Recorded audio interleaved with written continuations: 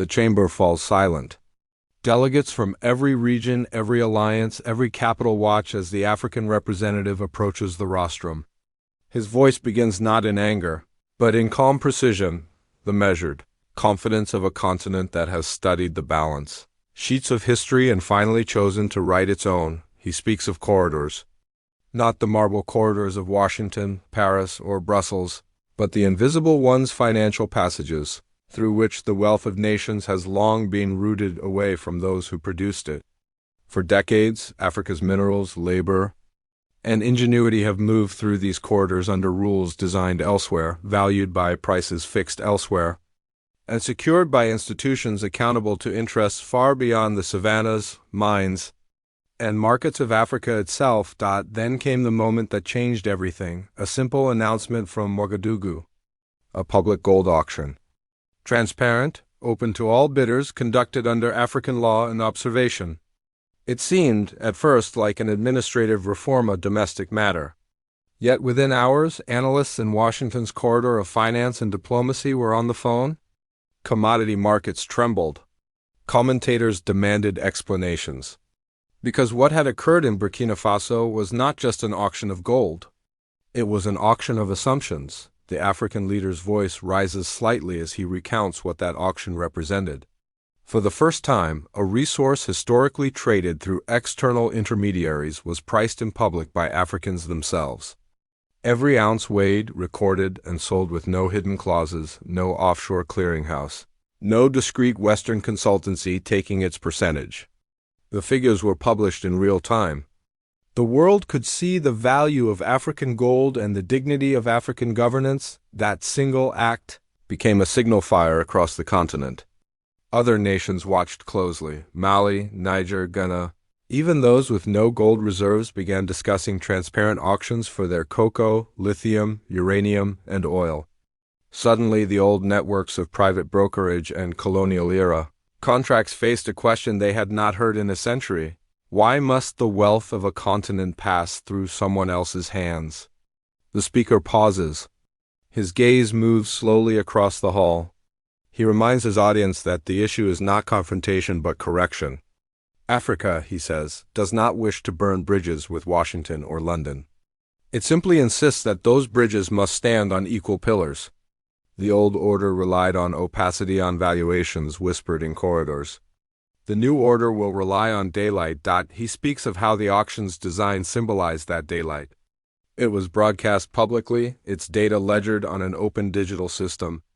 Every bid was traceable. The currency of exchange was diversified: local units, regional settlement instruments, and even barter-indexed contracts were permitted. No single global currency held monopoly over the trade. The effect was immediate. Buyers from Asia, the Middle East, and Latin America participated alongside Western firms, and for the first time, Africa's resources were valued through multipolar demand. Not unipolar dictate, the world's media called it defiance. The speaker calls it definition. A continent defining its economic philosophy before the eyes of all. He recalls how, within days, the reactions poured in. Some policy advisors in Washington urged calm, saying the auction was symbolic. Others feared a precedent that could unravel decades of financial architecture. But the African leader insists that the auction did not shake global power through aggression. It shook it through logic. The logic that if Africa can set transparent prices for its own commodities, the myth of dependency collapses. The hall listens intently as he traces the deeper meaning.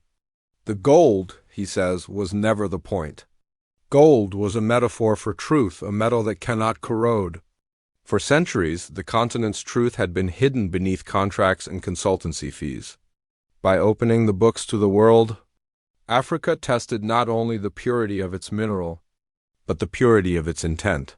He then speaks of history, the long arc from the first colonial concessionary companies to the modern development agencies that still dictate the terms of trade.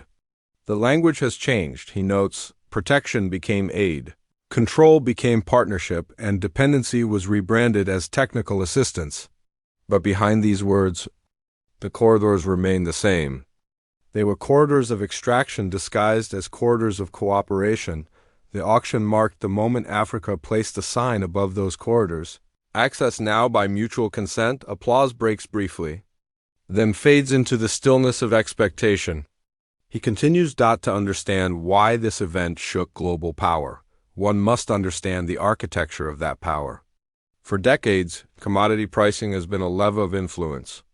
The market values of African resources have often been fixed in distant capitals, reflecting the interests of importers rather than producers. When Burkina Faso opened its books and invited the world to bid transparently, it exposed how artificial those global benchmarks had been. Some prices soared, others fell, but all were revealed as products of human policy, not divine law. Analysts in Washington realized that Africa was not asking for special treatment. It was asking for symmetry. If the world's financial centers can set standards and indices, why cannot Africa host its own? If there can be a London Metal Exchange, why not an Ouagadougou Minerals Exchange?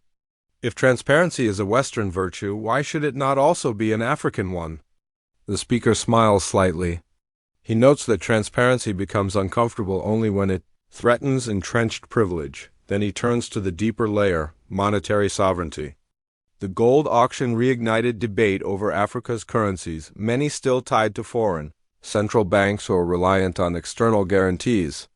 The open sale of gold allowed some countries to strengthen their reserves independently, reducing reliance on international lenders. That, he says, was the true tremor that ran through Washington's corridor.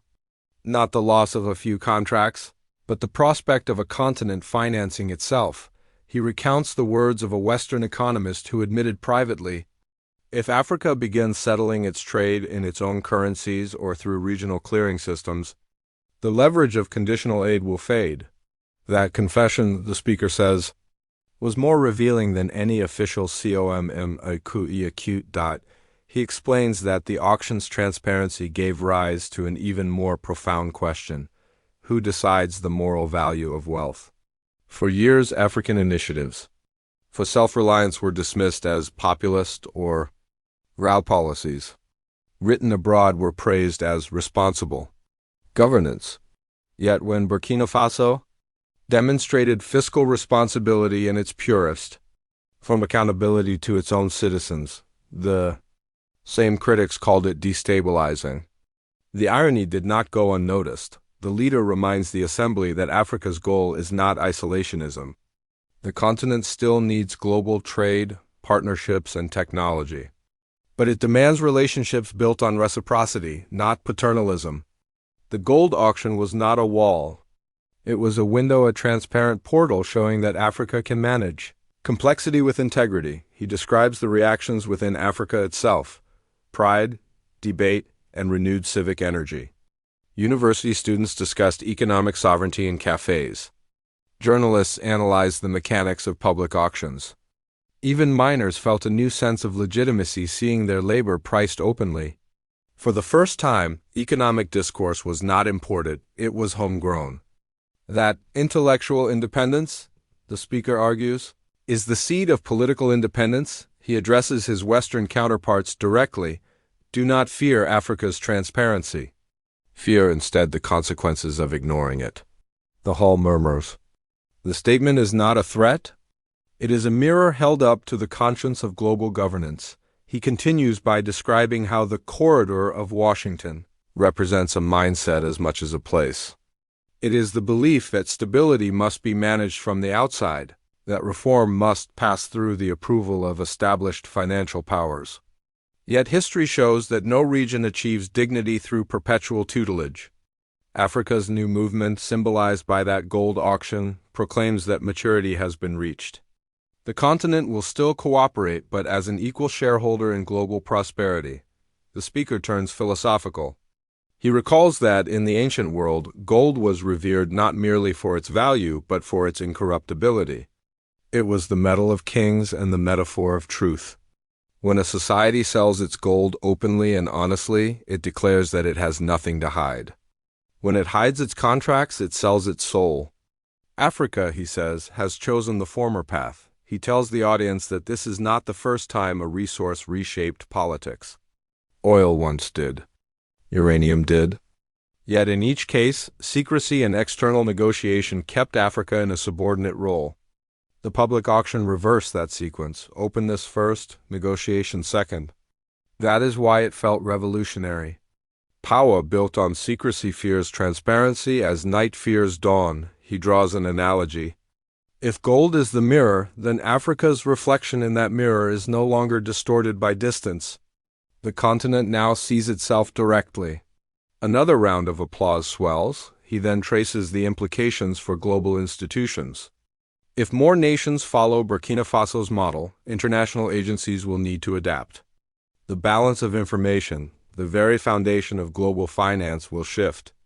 Risk assessments, ratings, and projections will no longer be based solely on reports from abroad, but on data generated in Africa itself. That, the speaker says, will not destroy the global order. It will democratize it. He concedes that transitions are seldom smooth. Markets dislike uncertainty. But he insists that the greatest instability is the illusion of permanence in an unjust system.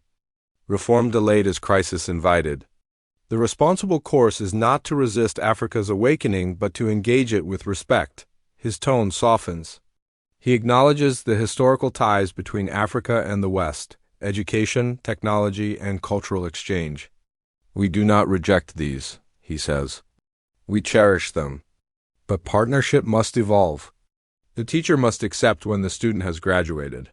He pauses again, letting the metaphor sink in. Then he recounts a scene from the night of the auction's conclusion. In a modest control room in Ouagadougou, young analysts watched the final bids scroll across screens. Their faces glowed not only from the light of monitors, but from the awareness that they were participating in history. The room erupted in cheers when the last lot closed. No flags were burned, no slogans shouted, just quiet pride that Africa had spoken in the universal language of markets and been understood. That, the speaker says, is the sound of sovereignty. It is not thunder. It is applause from within. He turns to the data.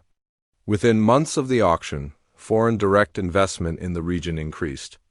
Investors who once demanded political guarantees now cited transparency as the greatest assurance of stability. The paradox resolved itself by asserting control. Africa became more attractive to partners who value clarity, but not everyone welcomed the shift. Certain think tanks published reports warning of resource nationalism. Others speculated that Africa's new assertiveness might complicate traditional alliances. The speaker responds with a calm smile.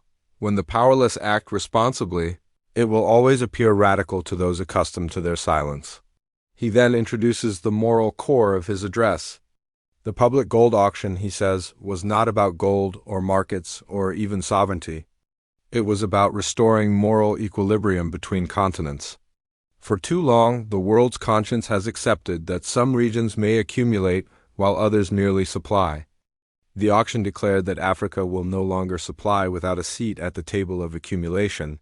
He warns that ignoring this message will widen the credibility gap between institutions and humanity.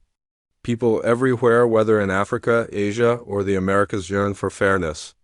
The age of deference to distant power centers is closing. The age of distributed dignity is beginning. He closes the first part of his speech with a vision. He describes an Africa where transparent auctions are routine, where resource revenue funds education and innovation, where the wealth of the earth finally serves the people who live upon it. He imagines corridors not of secrecy, but of collaboration corridors lined with open ledgers, shared research, and mutual accountability. Those, he declares, are the corridors through which the 21st century must pass. The hall erupts in applause that lasts long enough to blur the boundary between protocol and passion. The first half of his message has landed, that a single act of transparency in a small, West African nation can illuminate the architecture of global power. Not to destroy it, but to rebuild it on foundations of honesty. When the applause subsides, the speaker lifts his head once more and begins in a quieter voice. What we did with gold, he says, we can do with every element that Africa holds in trust for humanity. He lets the phrase settle. The chamber leans in. He continues. For centuries, The world has divided Africa into suppliers and consumers, as though our continent were a storehouse rather than a society.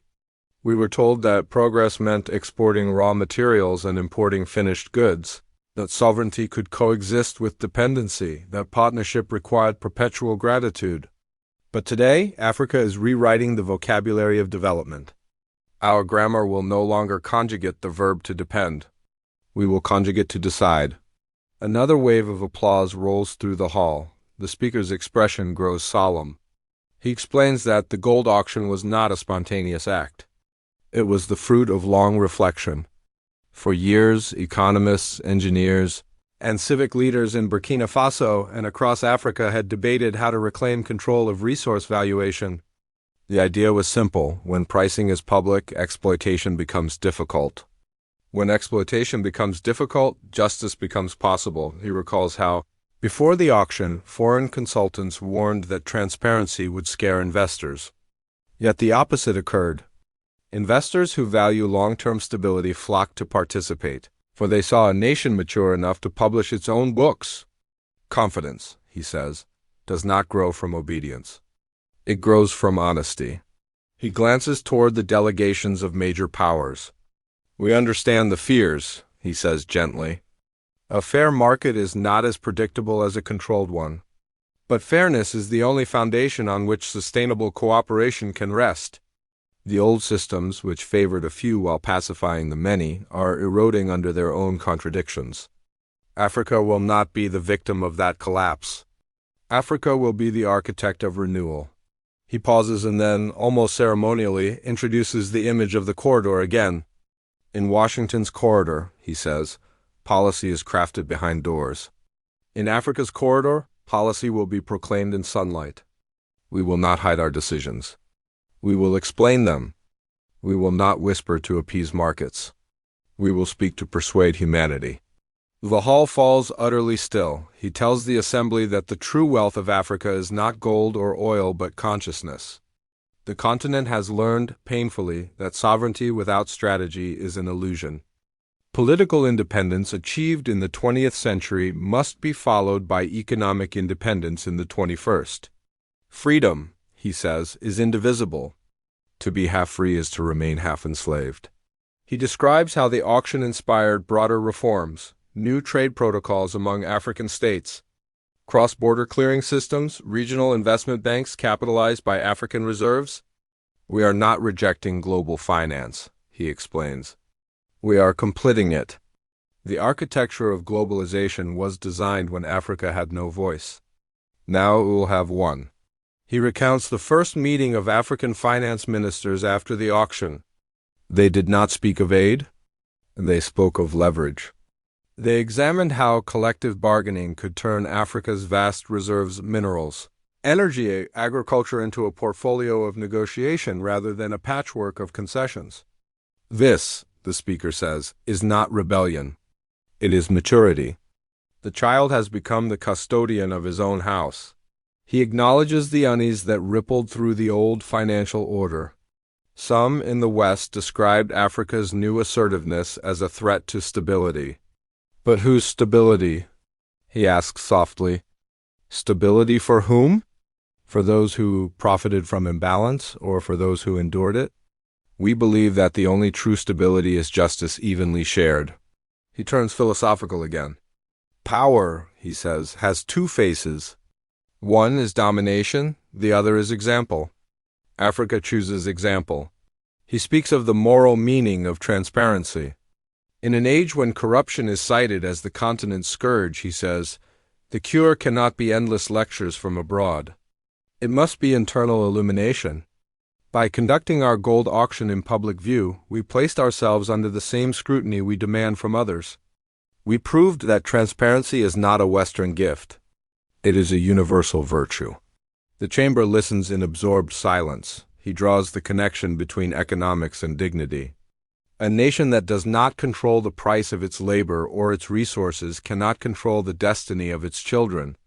When the young African sees that his soil is sold abroad for pennies and the finished product returns for fortunes, what lesson does he learn? He learns despair. But when he sees his nation setting prices with integrity and competence, he learns pride. The speaker's tone hardens. That is why this transformation matters. It is not only about markets, it is about morale. He begins to list the practical results of the reform. National revenue has risen. Corruption has fallen. Cross-border projects once stalled by mistrust are progressing. Farmers and miners are receiving direct digital payments instead of passing through layers of middlemen. Each of these changes, he says, is a brick in the foundation of a new African social contract. He reminds the audience that the continent has long been told to diversify, to modernize, to compete. We agree, he says. But let the world understand that modernization does not mean imitation. We will not modernize by replicating old hierarchies. We will modernize by redefining fairness. He then turns to history once more. He speaks of empires that believed they could last forever and of how they collapsed when they lost moral legitimacy. The balance of the world is never fixed, he says. It tilts toward those who align moral truth with practical courage. Today, Africa aligns them both. Applause breaks out again. He gestures for silence and continues. Our critics say Africa is too divided to act together, but I tell you this division was never natural to Africa. It was engineered. It was codified in borders drawn for convenience, in trade systems designed for extraction. The new generation will not inherit those boundaries of the mind. We will cooperate, not because we are naive, but because we are wise enough to know that unity is cheaper than dependency. He describes the spirit spreading among African youth, programmers designing regional payment systems, economists building predictive models for resource flows, journalists investigating without fear. These are the architects of the new order, he declares. Their loyalty is not to ideology but to integrity. He returns again to the metaphor of the gold auction. We proved that Africa can price its own resources. Next, we will price our own narratives. The story of Africa will no longer be told from abroad. It will be written in African ink, on African paper, in the language of dignity. He pauses, letting the line reverberate through the hall. Then he looks outward, addressing the entire world. Our message is not anti-Western. It is pro-truth. We do not wish to diminish any nation, but we will no longer allow our continent to be diminished. We extend our hand in partnership, but not in subservience. We invite cooperation, but we reject condescension. His voice gains intensity. Understand this clearly. Africa's rise is not a threat to the world. It is a gift to the world, a new source of balance, creativity, and moral clarity. When Africa prospers fairly, global inequality diminishes. When Africa speaks openly, corruption recedes everywhere. The liberation of one continent enriches all. Humanity. Applause swells again. He nods toward the delegations from Europe and Asia. You, who built your civilizations on exploration and innovation, do not fear Africa's innovation. We are not returning to isolation. We are entering into adulthood. The child who once asked for permission now asks for partnership. He recounts a recent summit where African states proposed a continental digital ledger for all resource exports, accessible to every citizen. Some foreign officials called it unrealistic. Yet within months, pilot programs had begun. What seemed impossible, he says, became inevitable the moment we believed in our own competence. He warns that those who resist this evolution will find themselves outpaced, not outwitted. The world is changing, he says. Economic hegemony is giving way to cooperation and coercion to consent. The nations that adapt will thrive. Those that cling to the illusion of control will fade. He looks down at his notes for the first time, then sets them aside. The rest he speaks from the heart. When the first African nation conducted a public gold auction, he says, some mocked us as amateurs. But what they called amateurism was actually authenticity. We trusted our people. We allowed the light of transparency to be our auditor. And in that light, the true measure of power was revealed, not the wealth one controls, but the honesty one can display. He recounts how citizens gathered in public squares to watch the auction broadcast, cheering as their country's name appeared on international screens. That pride, he says, cannot be measured in currency. It is the beginning of a cultural revolution, an Africa that believes in itself. Again, he tells of conversations with young leaders from other continents who see Africa's transformation as part of a larger awakening. Latin America seeking equitable trade, Asia diversifying partnerships, Europe confronting its own contradictions. We are not isolated rebels, he says. We are the vanguard of a global conscience tired of hypocrisy. He grows reflective. Perhaps this is what frightens the old corridors most, that the idea of equality is contagious. A quiet smile touches his face. But let them not fear. Justice is not a storm. It is a sunrise. It does not destroy. It reveals. He now builds toward his final appeal. To the international community, I say this: the time has come to redesign the global contract. Let us replace suspicion with transparency, debt with investment, and charity with fairness. Let us measure nations not by the size of their budgets but by the clarity of their intentions. He gestures toward the emblem of the United Nations above him. This institution was built on the ashes of war to preserve peace. Today, peace depends not only on disarmament but on economic truth. If nations feel exploited, they will rebel. If they feel respected, they will cooperate. Transparency is the new diplomacy. He calls for practical steps, joint audit frameworks between Africa and its partners, open data on resource flows, fair arbitration mechanisms for trade disputes. These are not dreams, he says. They are duties. He insists that Africa's destiny is not to imitate the West or to oppose it, but to complete humanity's circle. Every civilization must contribute something unique. Ours will be the moral discipline of fairness. Then, his tone deepens into a resonant cadence, the final movement of a speech that has traveled from history to hope. From the valleys of the Niger to the goldfields of the Sahel, a voice is rising. It does not ask for pity. It does not demand revenge. It demands recognition, the recognition that Africa's time is not coming. It has come. He looks out across the assembly, eyes bright with conviction. Tell your markets, your ministries, your media, Africa is no longer the shadow of others. We are the sunrise of our own story. The corridors of secrecy are closing. The corridors of sunlight are opening. Walk with us through them, or be left behind in yesterday's dust. The hall stunned into silence, then erupts into a standing ovation that seems to ripple beyond the walls. To every continent that has ever wrestled with inequality, to every citizen who has ever wondered if justice could triumph without violence. The speaker steps back, places a hand over his heart, and concludes in a single, measured sentence: Africa has spoken, not in anger, but in awakening. And the world at last must listen.